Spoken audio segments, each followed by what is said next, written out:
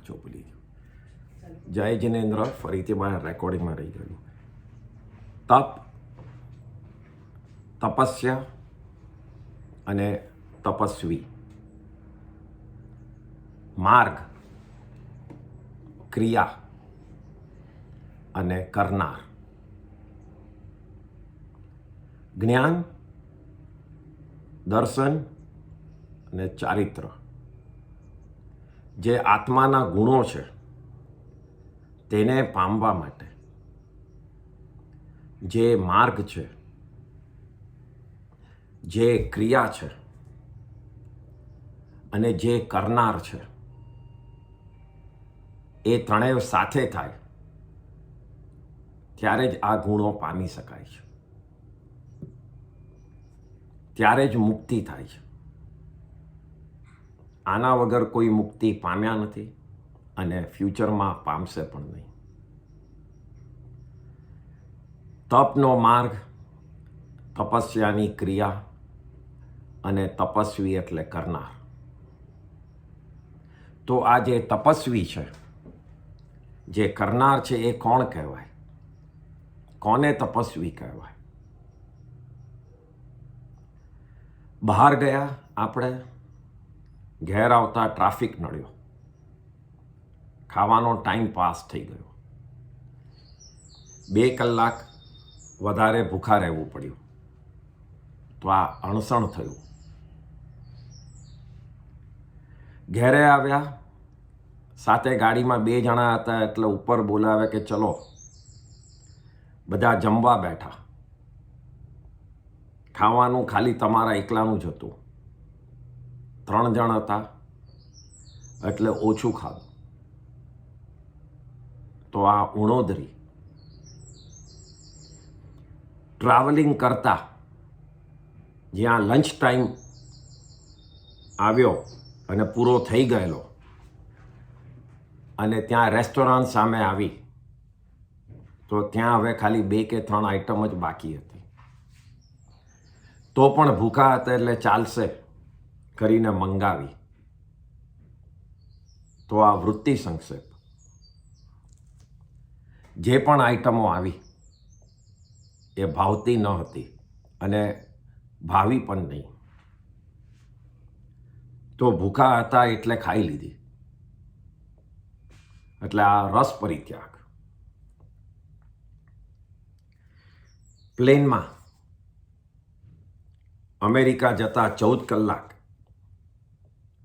એક જ સીટ ઉપર બેસવું પડ્યું. તો ખૂબ જ તકલીફ થઈ, સહન કર્યું. તો આ કાય કલેશ. મિનિસ્ટર કોઈ આવેલા, આપણે લેક્ચર સાંભળવા જવું પડ્યું.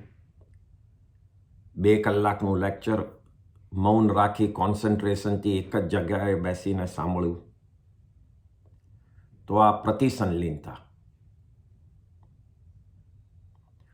કોઈની પાસે કામ કઢાવવાનું હતું અને જેની જોડે પહેલાં ઝઘડો કરેલો, તો તેના માટે કામ કઢાવવા માટે માફી માંગી એટલે પેલો બધું ભૂલી જાય.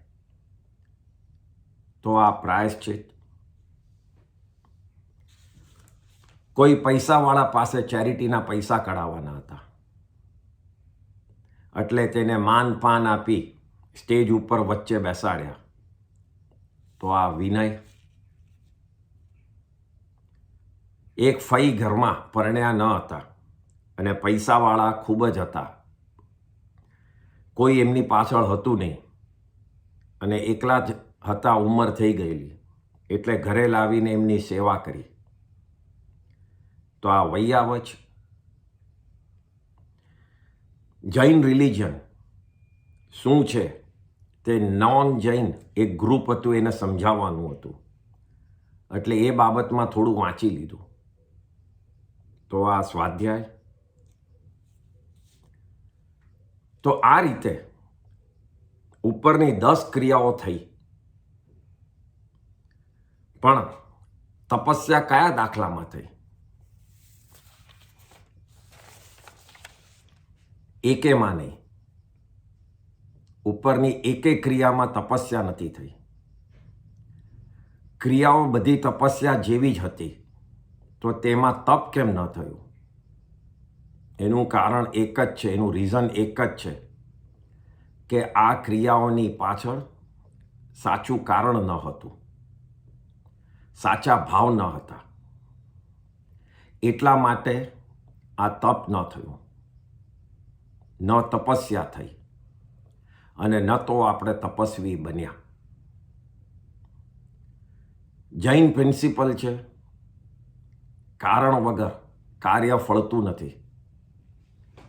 તપસ્વી બનવું હોય તો ક્રિયા અને કારણ ઉપર બંને ઉપર ધ્યાન રાખવું પડશે, નહીતર સાચો માર્ગ, તપનો માર્ગ ફળશે નહીં.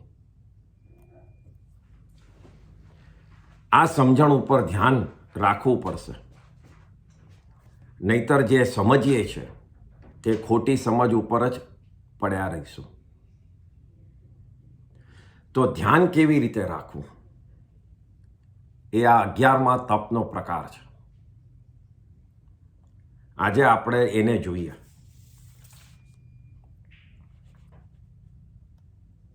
તો 11મો તપનો પ્રકાર ધ્યાન. ધ્યેય શબ્દ ઉપરથી બનેલો આ શબ્દ છે ધ્યાન, જેનો અર્થ છે, મિનિંગ છે ચિંતન, મનન, મેડિટેટ, કોઈ લોંગ કોન્સન્ટ્રેશન એક જ ચીજ ઉપર. આ એનો મિનિંગ થાય છે. જે સ્વાધ્યાય તપ કરે છે તેના માટે ધ્યાન ઇઝી થાય છે. એનું કારણ છે કે સ્વાધ્યાય તપમાં એક પ્રકાર હતો, આપણે લાસ્ટ ટાઈમ જોયેલો, અનુપ્રેક્ષા. જેમાં એ અનુપ્રેક્ષા નામના સ્વાધ્યાયમાં જે નોલેજ લીધું હોય, જે જ્ઞાન લીધું હોય, તેના ઉપર ખૂબ જ સ્લોલી, કામલી, ઊંડો વિચાર કરવાનો હોય છે, જેના હિસાબે તે નોલેજને પ્રોપરલી સમજી શકીએ. આમ પ્રેક્ટિસ કરવાથી આગળ જઈને ધ્યાન કરવામાં હેલ્પફુલ થાય છે. આ અનુપ્રેક્ષા સ્વાધ્યાય તપ એ ધ્યાનમાં હેલ્પફુલ થાય છે. એટલે આ અનુપ્રેક્ષાને ધ્યાનનો એન્ટ્રન્સ ડોર પણ કહેવાય છે. સ્વાધ્યાયમાંથી ધ્યાન એટલે આવે છે. First step of meditation is અનુપ્રેક્ષા, સ્વાધ્યાયનો એક પ્રકાર. ચિત્ત અને ધ્યાનમાં ફરક શું છે, ડિફરન્સ શું છે? જ્યારે મગજ, માઇન્ડ બધે ફરતું હોય, દરેક જગાએ ફરતું હોય, ત્યારે એને ચિત્ત કહેવાય છે. અને જ્યારે એક વસ્તુ ઉપર એ સ્થિર થઈ જાય છે ત્યારે એ ધ્યાન કહેવાય છે. Meditate on one object or subject is ધ્યાન. મનના અલગ અલગ હજારો વિચારો એક એક સેકન્ડમાં ચાલતા હોય છે, અહીંયા ને ત્યાં ભટકતું હોય છે. ઇન્દ્રિયોની પાછળ, સેન્સીસના વિષયોની પાછળ, તો ત્યાં થોડીક વાર એ સ્થિર થાય છે, પાછું ત્યાંથી નીકળીને બીજે જાય છે, પણ ક્યાંય એને શાંતિ મળતી નથી. ઉત્પાતમાં જ રહે છે. Anxiety, fear, pain, et cetera are the result of ધ્યાન. જો તે બાજુ ધ્યાન રાખ્યું જ ન હોત તો આ થાત જ નહીં. તેને બદલે આત્મચિંતનમાં અને ભગવાનની ભક્તિમાં જો રાખ્યું હોત તો ખૂબ જ સારું ફીલ થાત. રિલિજન સ્ટડી, સ્વાધ્યાય અને ક્રિયામાં ધ્યાન રાખ્યું હોત તો શાંતિ મળત. તો ધ્યાનથી એન્ઝાઇટી, ભય, દુઃખ પણ આવે છે, અને સ્થિરતા, શાંતિ, હેપીનેસ, સેટિસ્ફેક્શન પણ આવે છે. તો સાચા અર્થમાં ધ્યાન કરવાને લાયક શું છે? આચાર્ય હેમચંદ્રજી આજથી લગભગ 1500 વર્ષ પહેલાં થઈ ગયા. એમને પોતાના વિષયમાં એમને કહ્યું છે ધ્યાનનો અર્થ આપતા કે પોતાના વિષયમાં પોતાના માટે પોતાથી થતું મનનું એકાગ્રતા, મેડિટેશન, એને ધ્યાન કહેવાય. અહીંયા ક્વેશ્ચન આવે છે કે મનના કોન્સન્ટ્રેશનને ધ્યાન કહેવામાં આવે તો મન તો શુભ અને અશુભ બંનેમાં કોન્સન્ટ્રેશન થઈ શકે છે, એનું એકાગ્ર થઈ શકે છે. તો ધ્યાનને કઈ રીતે સમજવું? તો આચાર્યજીએ આનો જવાબ આપ્યો કે ધ્યાનના 2 પ્રકાર બતાવ્યા, શુભ ધ્યાન અને અશુભ ધ્યાન. સિમ્પલ લેંગ્વેજમાં કહીએ તો સારું વિચારીએ અને તેના ઉપર ટકી રહેવું એટલે શુભ ધ્યાન, અને વિચારો ખરાબ થવા જેનાથી ચીકણા કર્મ બંધ થાય તો એ અશુભ ધ્યાન. દાખલા તરીકે નવકાર મંત્ર ઉપર ધ્યાનથી સાધના કરીએ તો આપણને તેના ઉપર શ્રદ્ધા બેસે તો તે સમ્યક દર્શનનું કારણ બની શકે છે, અને આ જ સમ્યક દર્શનના હિસાબે એ મોક્ષનું કારણ થાય છે. તો શુભ ધ્યાન મોક્ષનું કારણ થઈ શકે છે. અને આખો સમય મોજ મજા કમાવામાં, પોતાનું સારું ને બીજાનું ખરાબ વિચારવામાં, એવા અશુભ ધ્યાન તે તિર્યંચ કે નરક ગતિનું કારણ થઈ શકે છે. શુભ ધ્યાન માટે કોઈ સમયનો બાદ નથી. સમયે સમયે શુભ ધ્યાનમાં રહી શકો છો. આગમ, આપણું થાણાંગ સૂત્ર આગમ છે, એમાં ધ્યાનના 4 પ્રકાર બતાડ્યા છે. આર્ત ધ્યાન, રૌદ્ર ધ્યાન, ધર્મ ધ્યાન અને શુકલ ધ્યાન. જૈન આચાર્યોએ કહ્યું છે કે મન કાયમ શુભ ધ્યાનમાં રહેતું નથી. એ આપણે પણ જોઈએ છે, એક્સપિરિયન્સ છે કે એક શુભ ધ્યાનમાં જ ટકતું નથી અને અશુભ ધ્યાનમાં બી ટકતું નથી. કાયમ મનની ચંચળતા, રેસ્ટલેસનેસ તેને એક બાજુથી બીજી બાજુ ફેરવે છે. હમણાંના કાળમાં આ બહુ સમજવા જેવું છે. 2 ઘડીનું સમાયિક, આ કાયમ માટે 2 ઘડીનું સમાયિક, 48 મિનિટનું સમાયિક કેમ છે? કેમ 50 નહીં, કેમ 45 નહીં, કેમ 60 મિનિટ નહીં? ભગવાને એમના જ્ઞાનમાં જોયેલું કે કોઈ પણ એક વસ્તુ ઉપર ધ્યાન ટકવું એ 48 મિનિટથી વધારે નથી રહી શકતું. વધારેમાં વધારે 48. આપણે તો 48 સેકન્ડ રહે તો એ બહુ સારું છે, પણ 48 મિનિટથી વધારે કોઈનું ધ્યાન એક વિષય ઉપર રહેતું નથી. જો 48 મિનિટ પછી એક સમય પણ એ બીજે ડિસ્ટ્રેક્ટ થઈને પાછું એ જ આઈટમ પર આવી શકે, પણ એનાથી લાંબુ ખેંચાતું નથી. જો લાંબુ થઈ જાત એ જ ધ્યાન, તમારું ધ્યાન તમારા આત્મા ઉપર જ રહે અને 48 મિનિટથી જો તમે આગળ નીકળી ગયા તો તમે વિતરાગ બની ગયા. કેવળ જ્ઞાનનો આટલો સીધો રસ્તો છે. ધ્યાન તમે 48 મિનિટથી વધારે રાખી શકો તો, પણ એ થયું નથી હમણાંના કાળમાં અને થશે પણ નહીં.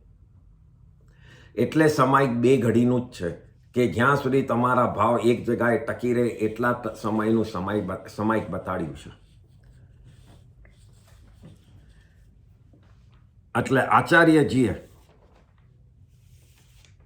આ રીતે શુભ અને અશુભમાં ધ્યાન જતા જોઈ એના 4 પ્રકાર જે આગમમાં બતાડ્યા છે, એના 2 શુભ અને 2 અશુભ એમ ભાગ પાડ્યા. તો પહેલા આપણે અશુભ ધ્યાન શું છે? તો અશુભ ધ્યાનમાં પહેલો પ્રકાર છે આર્ત ધ્યાન.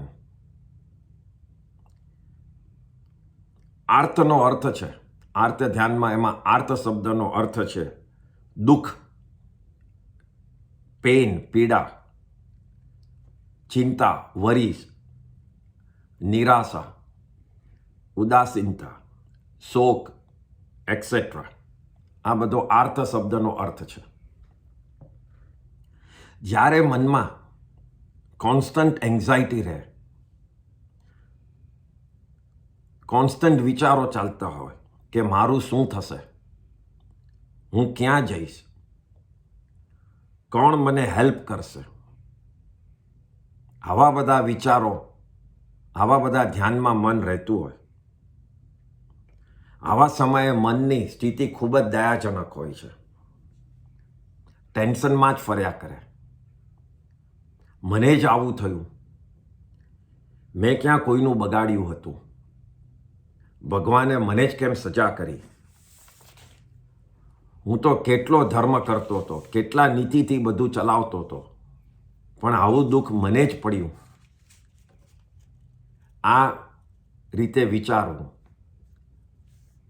પછી કોઈ નિમિત્તને કોસવું કે પેલાના કારણે જ થયું, જો એણે મને આમ ન કર્યું હોત તો મને આવા ઇસ્યુ ન આવત. આવા બધા પ્રકારના વિચારો એટલે આર્ત ધ્યાન. આર્ત ધ્યાનના પણ 4 પ્રકાર છે. આ એકદમ જ સમજવાનું છે, કારણ કે આપણે રોજ આમાં ઘણો બધો સમય કાઢતા હોઈએ છીએ. પહેલો પ્રકાર છે, એનું નામ છે મનોજ્ઞ સંપ્રયોગ. જે લોકો લખતા હોય એટલા માટે આ શબ્દ છે મનોજ્ઞ સંપ્રયોગ. જ્યારે પણ આ શબ્દનો અર્થ શું, તો જ્યારે પણ મનને ગમતી ચીજ મળી અને તેમાં આનંદ લે છે, હેપી ફીલ કરે છે, પણ જ્યારે એનો સમય પૂરો થાય છે અને ગમતી ચીજ જતી રહે છે, ત્યારે એને દુઃખનો અનુભવ થાય છે. બધો જ આનંદ જતો રહે છે અને જેટલો આનંદ મળ્યો એનાથી વધારે દુઃખ કે પીડા થાય છે. સમર વેકેશનમાં આપણી છોકરી ઘરે આવી, મહિના માટે ગ્રેન્ડચિલ્ડ્રનને લઈને, એટલા બધા આનંદમાં હતા. મહિનો ક્યાંય પાસ થઈ ગયો, સ્કૂલનો ટાઈમ થયો, પાછા જવાનું છે એને. તો એ વખતે જે પેઇન થાય છે, દુઃખ પડે છે. રજા ઉપર આપણે ગયા અને રજા પૂરી થઈ ગઈ અને પાછા ઘરે આવવાનું થયું. સ્ટોક માર્કેટમાં ભાવ ઉપર ગયા અને અચાનક નીચે પડ્યા. પિક્ચર જોવા ગયા, ફાઇન બેઠા હતા, 2.5 કલાકને પૂરું થઈ ગયું. ફ્રેન્ડ જોડે લાઉન્જમાં ગયા હતા કોફી પીવાને, સમય પૂરો થયો. ફોરેન જવાની માંડ રજા નક્કી કરી હતી અને વન ઓફ ધ પેરેન્ટ માંદું પડી ગયું. પ્લાન કર્યા પણ પૂરા ન થયા. આમ જે વસ્તુઓમાં તમે આનંદ શોધતા હતા અને નક્કી કરેલી કે આ વસ્તુઓ જોડે આનંદ લઈશ, એનો ટાઈમ પટી ગયો, ત્યારે જે દુઃખનો અનુભવ થાય છે, એ અનુભવનો મિનિંગ થાય છે મનોજ્ઞ સંપ્રયોગ. એટલે ગમતી આઈટમ છૂટી ગઈ. એટલે મનોજ્ઞ શબ્દ એટલે મનને ગમતી આઈટમ એ છૂટી ગઈ, એટલે આ પ્રકારનો દુઃખ થાય છે. આ આર્ત ધ્યાનનો પહેલો પ્રકાર છે. બીજો પ્રકાર છે અમનોજ્ઞ સંપ્રયોગ. મનોજ્ઞનો ઓપોઝિટ અમનોજ્ઞ. અપ્રિય, ન ગમતી, અણગમતી, નોટ ડિઝાયર્ડ એવી વસ્તુ આપણી સામે આવી ગઈ અને તેનો પીછો છોડાવવા માટે ચિંતા કરવું, ટેન્શન કરવું, ક્યારે આનાથી છૂટકો પામીશ, હજી આ પડતું જ નથી, આ જતો જ નથી, આ આવ્યો ત્યારથી પ્રોબ્લેમમાં ફસાઈ ગયો છું, અંદરથી કોન્સ્ટન્ટલી સ્ટ્રેસમાં રહેવું. દાખલા તરીકે કોર્ટનો કેસ ચાલુ થયો અને પડતો નથી, ન ગમતો માણસ ઘરે આવી ગયો અને હજી જતો જ નથી, ઊભો થાય જ નહીં. ડિવોર્સનો કેસ બહુ જ બગડી ગયો, ગંદો થઈ ગયો અને કોર્ટમાં બહુ જ લાંબો ચાલવા માંડ્યો.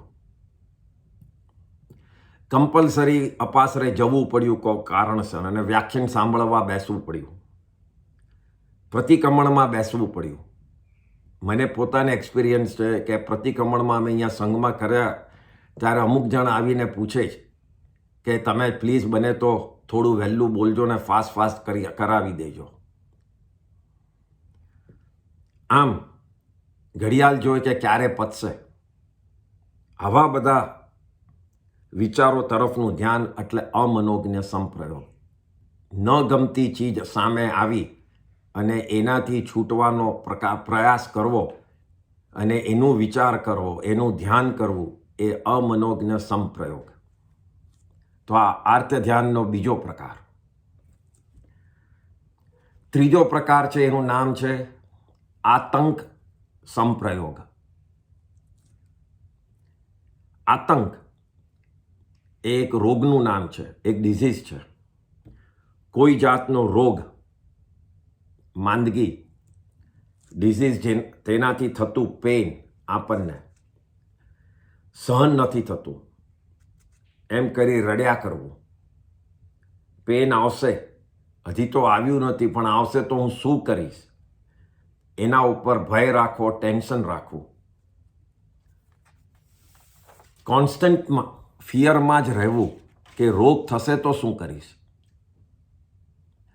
દુઃખી થાય કે રોગ મને કેમ થયો. ધારો કે રોગ થયો તો દુઃખી થાય કેમ મને થયો. પાછું અહીંયા નિમિત્તને કોસે છે કે પેલો મને મળવા આવેલો એની જોડે બહાર ગયો, આ ચેપી રોગ હતો ને એના હિસાબે મને થઈ ગયો, ખોટો હું એને મળ્યો. આમ દુઃખી થયા જ કરવું. ઘણીવાર તો લોકો લાંબા રોગથી એટલા થાકી જાય છે કે મરવાના જ વિચારો કરે છે કે હવે જલ્દી પટે તો સારું. આવા પ્રકારના રોગના સંબંધી જે વિચારો કરવા એને આતંક સંપ્રયોગ પ્રકાર કહેવાય. દાખલા તરીકે કોવિડ આવ્યું એનો ભય, લોકડાઉન થયું એનો ભય, મને કોવિડ થઈ જશે તો, થયું તો જેનાથી થયું એને કોસવું, ટેન્શન રાખવું સાજો થઈશ કે નહીં. આપણે જેટલી વાર ટીવીમાં ન્યૂઝ જોઈએ છે કોવિડ બાબતમાં, એટલી વાર ડર્યા જ કરીએ છીએ, ભયમાં રહ્યા જ કરીએ છીએ. તો આ બધું આતંક સંપ્રયોગ પ્રકારમાં આવે છે. રોગની બાબતમાં આખો વખત ટેન્શન કર્યા જ કરવું. આર્ત ધ્યાનનો ચોથો પ્રકાર એ છે, એનું નામ છે પ્રાપ્ત કામ ભોગ સંપ્રયોગ. જે મળેલું છે કામ ભોગ એનો સંપ્રયોગ. કામ ભોગની જેટલી વસ્તુ મળેલી હોય આપણને અને તેને સાચવવાની જે ચિંતા કરીએ, પૈસા, વેલ્થ, જ્વેલરી, ઘર, ગાડી, ફેમિલી, આમાંથી કંઈ પણ જતું ન રહે એનો કોન્સ્ટન્ટ વિચાર કરવો, પ્લાનિંગો કરવા. આ બધું કાયમ કેવી રીતે આપણી પાસે રહે એનો વિચાર કરવો. આગલા ભાવમાં બી આ જ બધું મળે એના વિચારો કરવા, એનું ધ્યાન કર્યા જ કરવું. ઘણીવાર તો લોકો નિયાણું બાંધી દેતા હોય છે. વોટ ઇઝ નિયાણું? આ સમજવા જેવું છે. નિયાણું શબ્દ ઘણા જણે સાંભળ્યો છે ધર્મમાં. નિયાણું એટલે જે બી આપણે સારું કાર્ય કર્યું હોય, ધર્મ ધ્યાન કરીને જે બી શુભ કામ કર્યું હોય, જે બી એના માટે આપણે કોઈ સંસારી સુખ મેળવવા માટે આપણે એમ મનમાં નક્કી કરીને હાથ જોડીએ કે જો આ બધું મેં ધર્મ કર્યો છે એનું જો મને ફળ મળે તો આવતા ભાવમાં મને ખૂબ જ પૈસાવાળો કરજે. તો એ રીતે તમે જે ધર્મ કરેલો એનું ફળ માંગ્યું.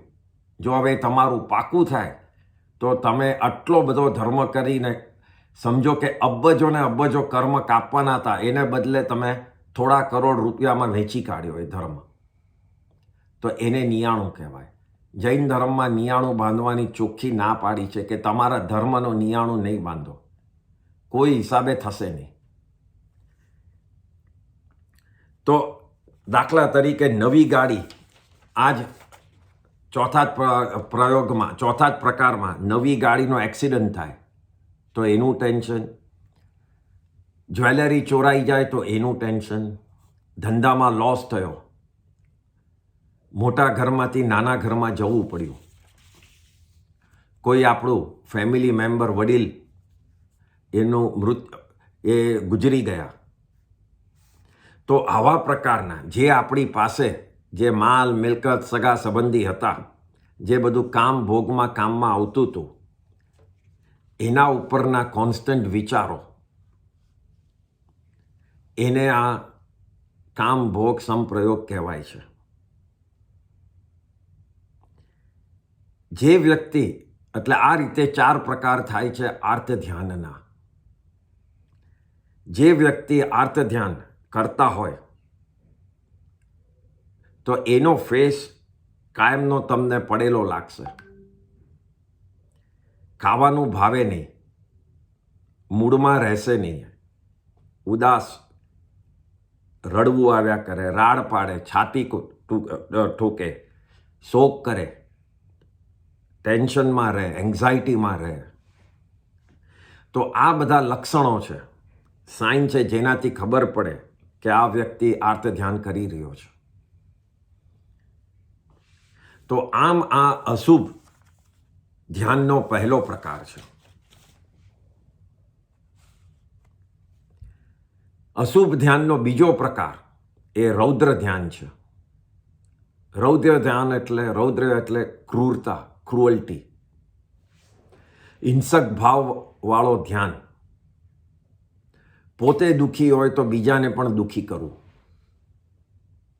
બીજાનું અપમાન કરવું, જેમ તેમ બોલવું, મારામારી કરવી, આવા ગુસ્સાના કારણે ભડકી જાય અને કેટલાય નવા કર્મો બાંધી લે.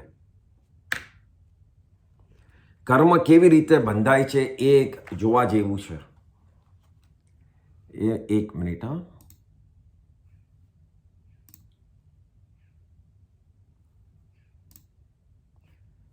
આ બધાને દેખાય છે? દેખાય છે? ઓકે. આ પ્રોસેસ જોવા જેવો છે, કારણ કે આ કાયમ મગજમાં રહેશે તો આપણને ખબર પડશે કસાયનો.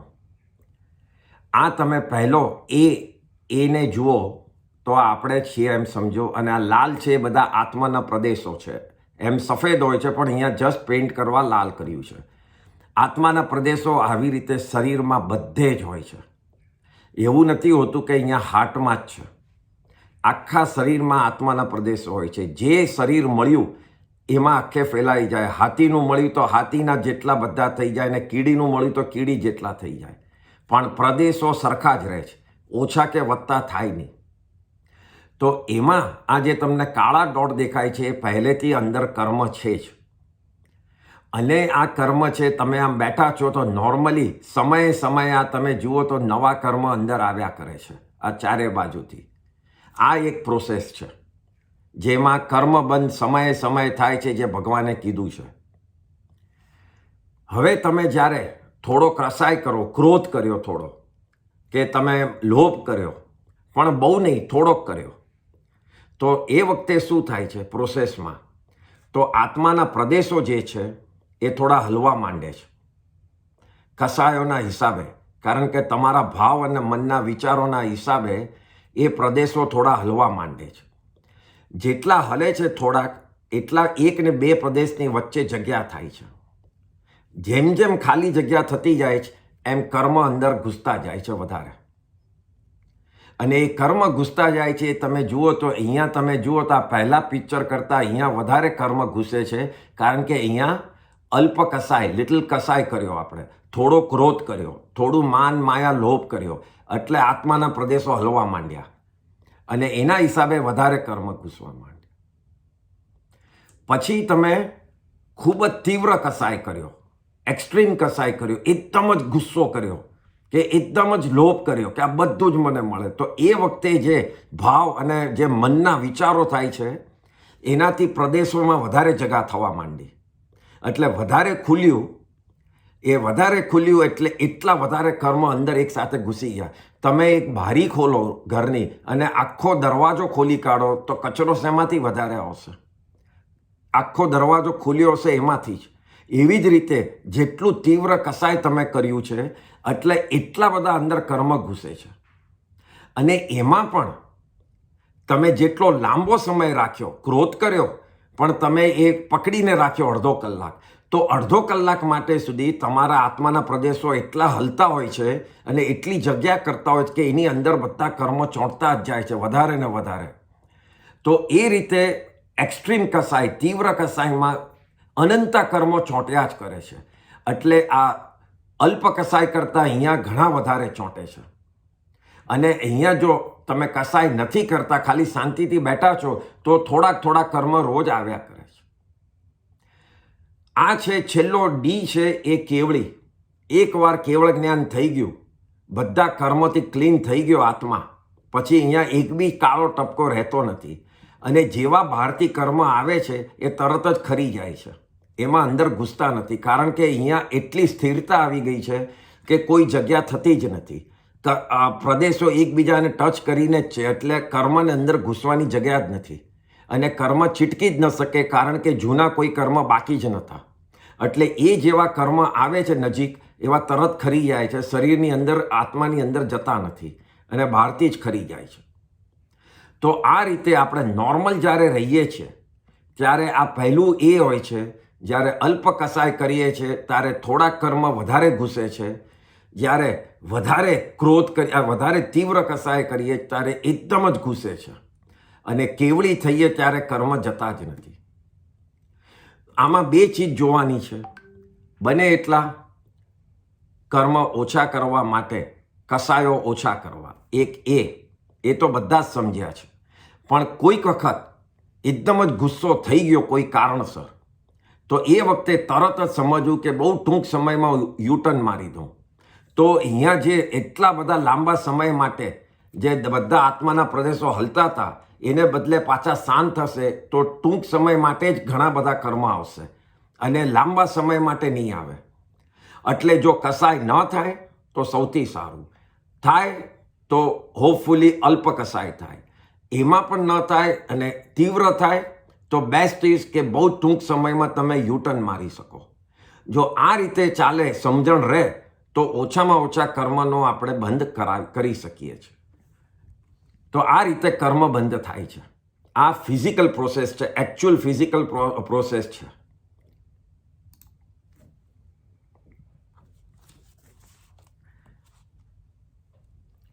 તો આ રીતે કર્મ બંધ થાય છે. અને આ રૌદ્ર ધ્યાનમાં હાઈએસ્ટ કર્મ બંધ થાય છે, કારણ કે કસાયો તીવ્ર હોય છે.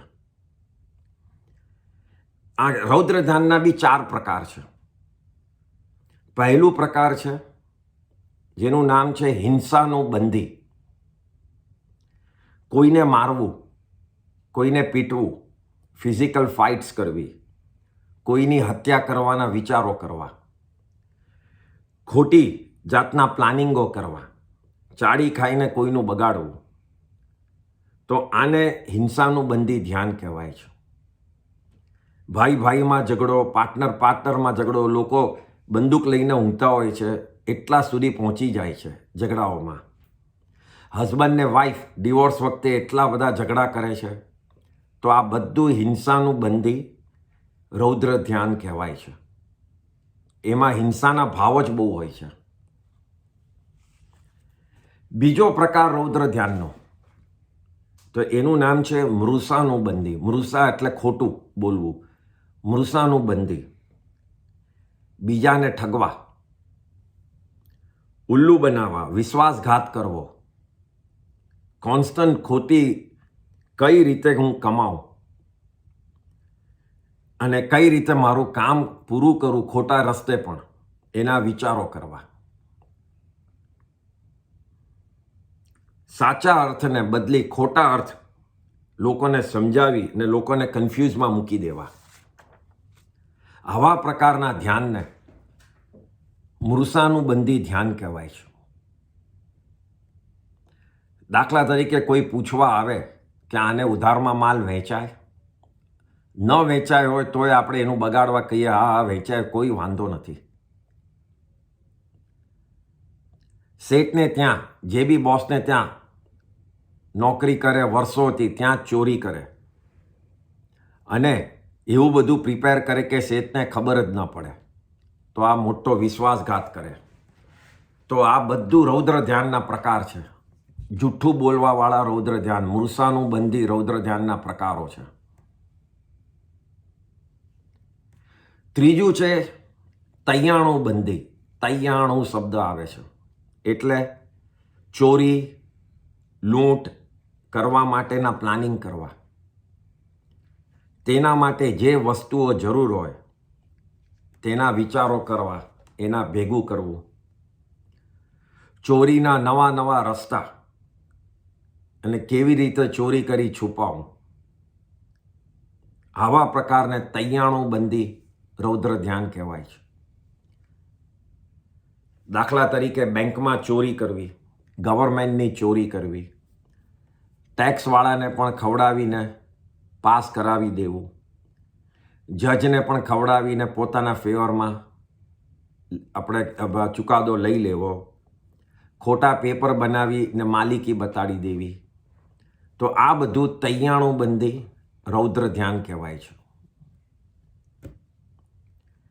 અને ચોથું છે સંરક્ષણ. સંરક્ષણ એટલે પોતાનું રક્ષણ કરવાવાળું બંધી. મારું ધન, મારું માન પાન, સન્માન, અધિકાર, સ્ટેટસ, મારો ભોગ વિલાસ જે પણ છે એ બધું મળ્યું છે, એને ટકાવી રાખવા માટે જો કોઈ પણ વચ્ચે આવે તો એને કેવી રીતે પૂરો કરી કાઢવું. ઇવન હત્યા સુધીના વિચારો કરી કાઢવા, મર્ડરના વિચારો કરી કાઢવા. આ પ્રકારના ધ્યાનમાં કોઈ બીજા માણસો તો દેખાતા જ ન હોય, હાથીની ચાલ જ ચાલતા હોય, જેટલા બી સામે આવે બધાને કચડી નાખવાના. તો આ પ્રકારના ધ્યાનને સંરક્ષણાનું બંધી કહેવાય. પોતાની પાસે જે છે એને સાચવવા માટે ભલે દુનિયાનું બધાનું બગાડી કાઢવું, એવા વિચારો. આમ રૌદ્ર ધ્યાનના 4 પ્રકાર છે. એના લક્ષણમાં એના સાયન્સ કેવી રીતે ખબર પડે તો હિંસા, અસત્ય, ધૃષ્ટ પાપકારી વિચારો, પાપવાળા વિચારો, અધર્મના કામો કોઈ કરતું હોય, ખોટા પ્લાનિંગો કોઈ કરતું હોય, કાયમ વેર ઝેર રાખીને જ જીવતું હોય, માફી માંગવી કે આપવાની તો વાત જ નહીં, પશ્ચાતાપ ને પ્રાયશ્ચિતમાં તો માને જ નહીં. તો આવા લક્ષણવાળો કોઈ તમને દેખાય તો તમારે સમજવું કે એ રૌદ્ર ધ્યાનમાં રહી રહ્યો છે, ફરી રહ્યો છે. તો આમ 2 અશુભ ધ્યાનો થયા, આર્ત ધ્યાન અને રૌદ્ર ધ્યાન. હવે ત્રીજો પ્રકાર છે એ છે શુભ ધ્યાનનો પહેલો પ્રકાર, ધર્મ ધ્યાન. મનમાં શાંતિ રાખવી, પ્રસન્નતા રાખવી એ સૌથી ઇમ્પોર્ટન્ટ પોઈન્ટ છે. અહીંથી જ એકચ્યુઅલી ધ્યાન તપ ચાલુ થાય છે. પેલા 2 સમજવાના છે અને આ 2 ધ્યાવાના છે. આગલા 2 ધ્યાન કર્મબંધના કારણો છે અને હવેના 2 ધ્યાન કર્મની નિર્જરાના કારણો છે. આત્માને ચોખ્ખું કરવો, શુદ્ધ કરવો, તે ક્રિયાને ધર્મ કહેવાય છે, જે આ ધ્યાનથી ચાલુ થાય છે. ધાર્મિક વિચારો આત્મા પોતે પોતાના માટે જ્યારે વિચારો ચાલુ કરે છે ત્યારથી ધર્મ ધ્યાન ચાલુ થયું. આ ધ્યાન કરવાથી પર વસ્તુથી હટીને સ્વ તરફ આવવાનું ચાલુ થાય છે અને એ જેટલું વધારે સોલિડ થતું જાય છે, વધારે કોન્સન્ટ્રેશન એમાં થતું જાય છે, તેટલા જ વધારે કર્મોને એ બાળી નાખે છે. આટલું સિમ્પલ પ્રોસેસ છે. આગળ જેટલા બી તપ આપણે સમજ્યા, આગળના ઉપલા 10 તપો જે આપણે સમજ્યા એ બધા જ આત્મા તરફ કઈ રીતે આવીએ, આપણે પોતે આત્મા તરફ કેવી રીતે આવીએ તેના માટેના હતા. પણ આ ધ્યાન તપમાં આમાં ફરક ક્યાં છે ઉપલા 10 અને 11માં? તો ઉપલા 10 એમાં કેવી રીતે આત્મા તરફ આવવું એના માટે હતા, અને આ ધ્યાન તપમાં આત્મા તરફ આવ્યા પછી એને હું કેવી રીતે વધારે શુદ્ધ કરું એના માટેનું આ તપ છે. આવવા માટે આગલા 10 હતા અને આને શુદ્ધ કરવા માટેના છે. ધ્યાન, ધર્મ ધ્યાન તપના બી 4 પ્રકાર છે. પહેલો પ્રકાર છે આજ્ઞા વિચય. આમાં આજ્ઞા એટલે દેશના આજ્ઞા એટલે કોઈનું સાંભળવું. તો આમાં આજ્ઞા જે મળી છે તેના ઉપર વિચારો કરવા. સવાલ એ છે કે કોની આજ્ઞા અને કઈ આજ્ઞા? જવાબ છે સાચી આજ્ઞા એ જ કહેવાય, એ જ મનાય કે જે પરમ પૂજ્ય હોય, આત્માના કલ્યાણ તરફની હોય. આચાર્ય ભગવંતની, વિતરાગ દેવની, જે આત્મકલ્યાણ સિવાય કોઈ વાત તમારી જોડે કરે નહીં. વિતરાગ દેવની આજ્ઞા એ જ ધર્મ છે, અને ધર્મ છે એ જ એમની આજ્ઞા છે. તેમની આજ્ઞા અને સાચા ધર્મમાં કોઈ ફરક નથી. તેમની આજ્ઞામાં તપ અને સંયમ છે. આમ આજ્ઞાનો અર્થ છે ભગવાને બતાડેલા ધર્મનું ચિંતન કરવું. તે ધર્મ ધ્યાનનો પહેલો પ્રકાર છે, આજ્ઞા વિચય. તીર્થંકરે જે ઉપદેશ આપ્યો છે, તીર્થંકરનો ઉપદેશ કેવો છે? તો તીર્થંકર કોઈ પણ દાડે આદેશ જોડે ઉપદેશ ના આપે. કોઈ દાડો એમ તમને ન કહે કે તારે આ કરવાનું છે, કે તું આમ કર, કે તું દીક્ષા લે, કે તું આ વ્રત લે. કોઈ દાડો તીર્થંકર કે નહીં. તીર્થંકર ખાલી ઉપદેશ આપે, આમ આમ આમ સાચી છે. કરવું ન કરવું એ દરેક પોતે નક્કી કરતા હોય છે. અને તીર્થંકર પાસે પોતે જતા હોય છે કે મને દીક્ષા લેવી છે. કોઈ દાડો તીર્થંકરે સામેથી કોઈને ન બોલાવે. એમનું કામ છે, એમનું છે. કારણ કે જો એ કોઈને કહે તો એ રાગમાં પડ્યા કહેવાય અને કસાયમાં પડ્યા કહેવાય કે હું આને કહું ને આને ન કહું.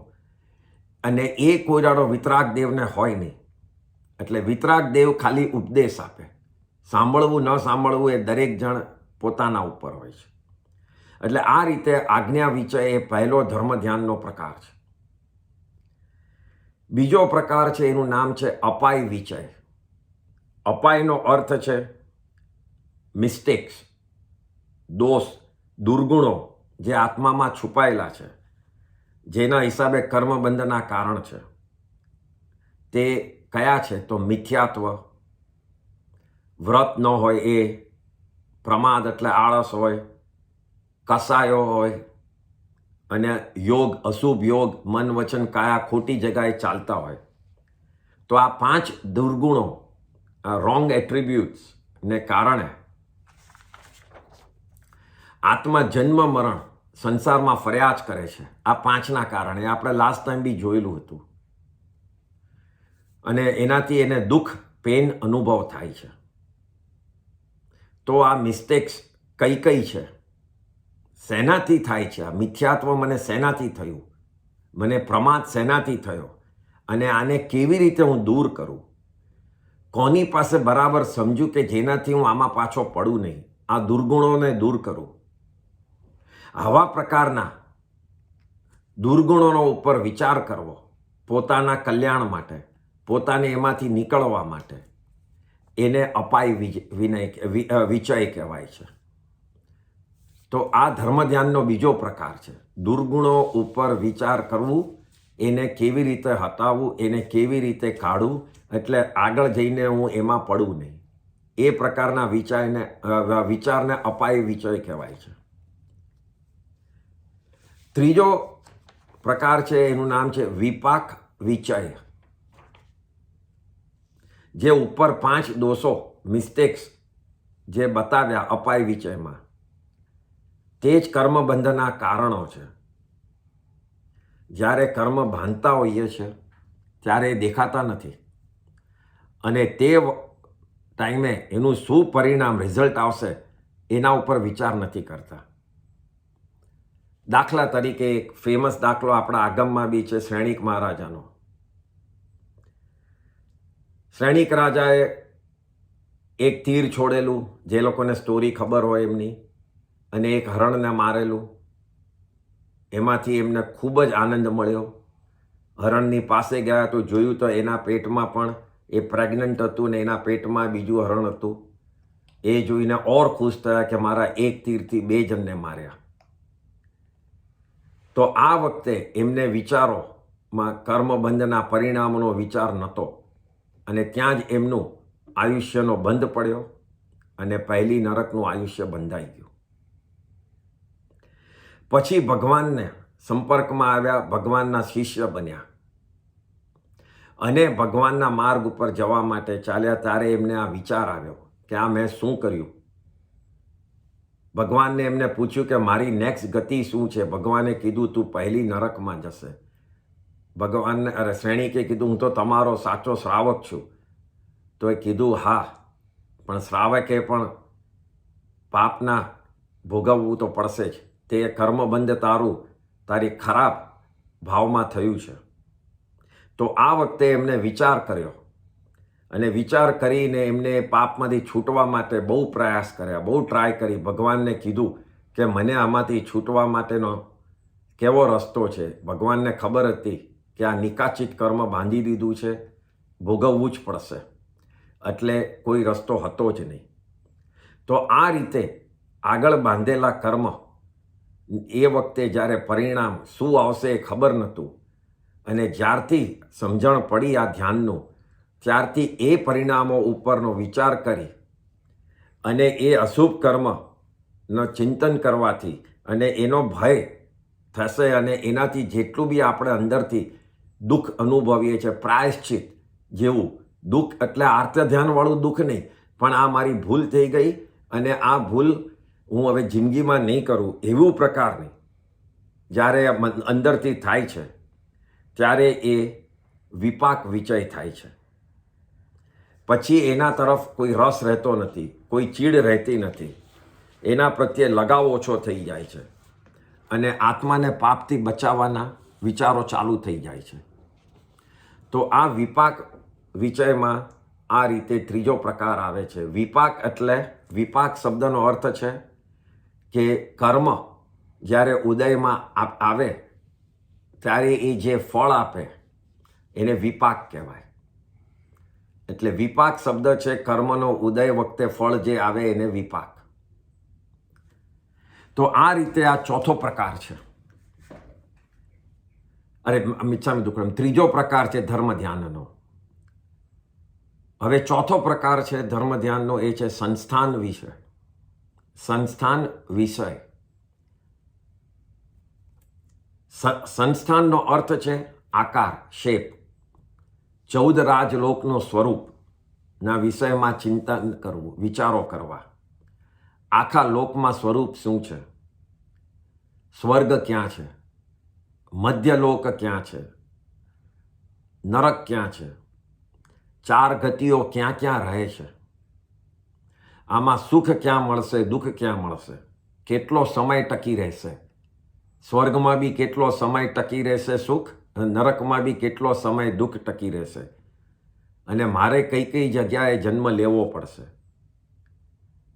આમ આખી દુનિયાને પોતાના આત્માના સંબંધથી વિચારવું, અને એ વિચારો કરવાથી આત્માને આ ચક્રમાંથી બહાર નીકાળવાના વિચારો વધવા માંડે, આ સર્કલ ઓફ લાઈફમાંથી નીકાળવાના વિચારો થવા માંડે, કે આ બધું કેટલું ફરિયાદ કર્યા થાક્યા. આપણે લોકો એક જગાએ જઈએ, તમે એ સમજો કે કોઈ શોપિંગ કરવા જાઓ તો એક મોલમાં જાઓ તો પહેલે દિવસે બહુ ગમશે, બીજે દિવસે ઠીક છે, ત્રીજે દિવસે તમને મહિનો ફેરવીએ તો મોલમાં એકે દુકાને નહીં દેખાય, ચીડ ચડશે ઉપરથી. આ એવું છે કે હું આખી 14 રાજલોકમાં ફર્યા જ કર્યો, તો હવે તો મને બંધ કર. તો એ પ્રકારના જે ધ્યાનનો વિચાર છે એ આ સંસ્થાન વિષય છે, ધર્મ ધ્યાનનો ચોથો પ્રકાર. તો આ રીતે ધર્મ ધ્યાનના 4 પ્રકાર થાય છે. ધર્મ ધ્યાન કોણ કરે છે, એના લક્ષણ કોણ શું છે? તો જે જિનેશ્વર દેવની આજ્ઞામાં, સદગુરુની આજ્ઞામાં જેનો વિશ્વાસ રાખે, તેમાં એને રસ હોય, એ ગમતું હોય, જેને ધર્મ ઉપર અને ધર્મમાં બતાડેલા તત્વો અને એના નોલેજ ઉપર વિશ્વાસ હોય, ભગવાનની વાણી, ગણધરોની વાણી, આગમ, અંગ અને ઉપાંગ, એ બધી સૂત્ર સાંભળવાની, જાણવાની, સમજવાની રુચિ હોય, બહુ જ ઇન્ટરેસ્ટ હોય, શ્રદ્ધા હોય,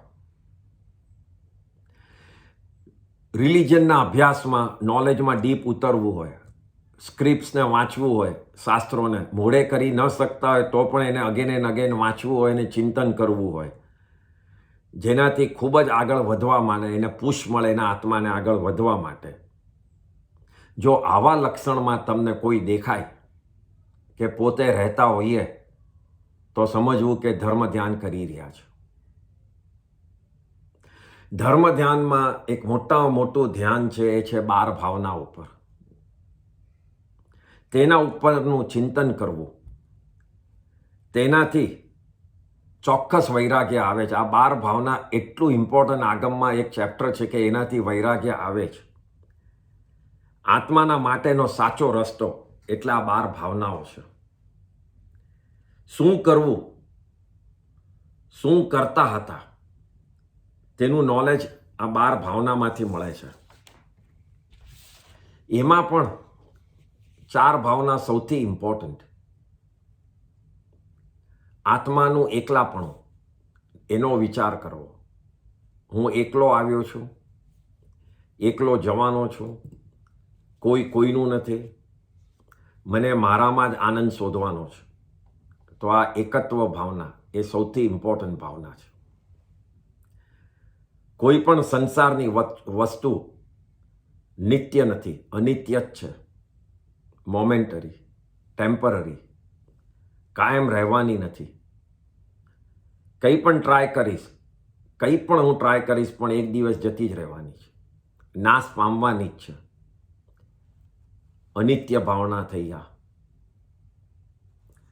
સંસારમાં કોઈ કોઈનું શરણ નથી, કોઈ કોઈને સાચી રીતે હેલ્પ કરી શકતું નથી, બચાવી શકતું નથી. ફેમિલી, ફ્રેન્ડ્સ આપણું દુઃખ લઈ નથી શકતું. આપણું દુઃખ જોઈ શકે છે પણ એ લઈ નથી શકતું અને આપણને એમાંથી છોડાવી નથી શકતું. આપણા કર્મનું દુઃખ જે બાંધેલું છે એમાં એ ભાગ લઈ નથી શકતા. તો આ અશરણ ભાવના થઈ.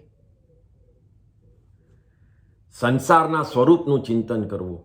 સંસારમાં સુખ અને દુઃખ બંને છે. સુખનો જવાનું ફિયર, ભય, અને દુઃખનો આવવાનો ફિયર કોન્સ્ટન્ટ વિચારવું. કેટલા ભવો કર્યા, જન્મ મરણો કર્યા. સંસારમાં સાર નથી. આપણે એવા વિચાર કરીએ છીએ. એના બદલે ઉલટો વિચાર કરો કે સંસારમાં સાર છે, પણ કયા પ્રકારનો સાર? તો કસાયોનો સાર, સેન્સીસ, વિષયો, ઇન્દ્રિયોનો સાર, ટેમ્પરરી સુખનો સાર અને લાંબા દુઃખનો સાર. કર્મ બંધ થયા જ કરે એવો સાર છે સંસારમાં. તો એવા સંસારમાં રહેવું છે? જો આપણે સંસાર અસાર છે એમ બોલવાની જ જરૂર નથી. સંસાર સાર છે પણ મારે એ સારમાં નથી રહેવું. જેને ટકવું એ ટકવા દો. એમાં જો એ વિચાર કરશું, કારણ કે અસારમાં તો પટી જશે. 1 મિનિટ તમે બોલશો પછી પાછા એમાં જ ઘૂસી જઈએ. ત્યારે આ સાર તરીકે ગણશો, પછી નક્કી એ કરવાનું કે આ સાર મારા કામનો છે કે નહીં, અને મારે એ સારમાં નથી ટકવું. એટલે સંસાર અસાર છે એને બદલે સંસાર સાર છે પણ મારા માટેનો નથી, એમ વિચારવું. તો આ પ્રમાણે 12 ભાવના માં 4 ભાવના ખૂબ જ ઇમ્પોર્ટન્ટ છે અને એના ઉપરનું ધ્યાન એટલે ધર્મ ધ્યાન. ધ્યાનમાં 3 વસ્તુઓ છે. એક ધ્યાતા, એક ધ્યાન અને એક ધ્યેય. ધ્યાતાનો અર્થ છે ધ્યાન કરવા વાળો. સમજો કે આપણે એ ધ્યાતાનો અર્થ થયો ધ્યાન કરવા વાળો. ધ્યાનનો અર્થ છે જે કરવાનું છે, એકાગ્રતા, મેડિટેશન, ચિંતન, કોન્સન્ટ્રેશન. અને ધ્યેયનો અર્થ છે જેના માટે કરવાનું છે, ઈષ્ટદેવ, વિતરાગ દેવ એમના જેવા બનવા માટે કરવાનું છે, એમનો બતાવેલા માર્ગ ઉપર કરવાનો છે. તો આ રીતે ધર્મ ધ્યાન થાય છે. હવે આપણે નેક્સ્ટ ટાઈમ શુકલ ધ્યાનથી ચાલુ કરશું અને આગળ પછી ટ્રાય કરશું કે કૌશક પણ એટલે 12 તપ આપણે નેક્સ્ટ ટાઈમ પૂરું કરીએ. હવે આમાં હમણાં કોઈને સવાલ છે? એક જ મિનિટ. હા, ઓકે. अमित भाई नमस्कार. नमस्कार. आर्द्र ध्यान और रौद्र ध्यान में ज्यादा घाती कौन सा ध्यान है? कर्म किस में ज्यादा बनते हैं? दोनों में बनते हैं, लेकिन एक में क्रूरता ज़्यादा है और एक में पीटीनेस ज़्यादा है. दोनों में बनते हैं. I would say if given choice then I mean there is nothing else and मुझे यही दोनों ध्यान में रहना है. धारो के भगवान ऐसा बोले कि धर्म ध्यान और शुक्ल ध्यान है ही नहीं, तुम एक चूज करो, तो मैं रौद्र ध्यान को चूज नहीं करूंगा क्योंकि उसमें हिंसा भाव है, बहुत हिंसा भाव है. और आर्त्य ध्यान में बहुत पीटी का भाव है कि मुझे क्या हुआ, मेरा क्या होगा. वो तो किसी का बुरा करने की इच्छा नहीं है, मेरा अच्छा हो ऐसा भाव है.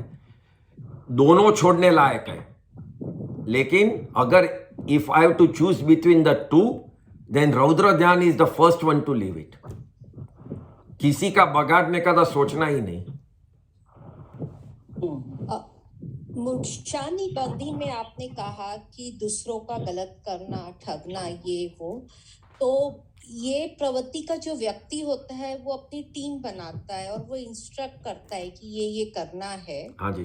तो सारों को कषाय लगेंगे? हाँ जी. या जो नहीं लगेगा. एक ने बाकी जिसने ये प्लानिंग किया उसने करना और कराना किया, और जो लोग कर रहे वो लोग करना किया. तो करना कराना और अनुमोदन करना तीनों को लगेगा ना. और नमोजिनानम जिय भयानम, ये कहते हैं कि इसका जाप करना चाहिए.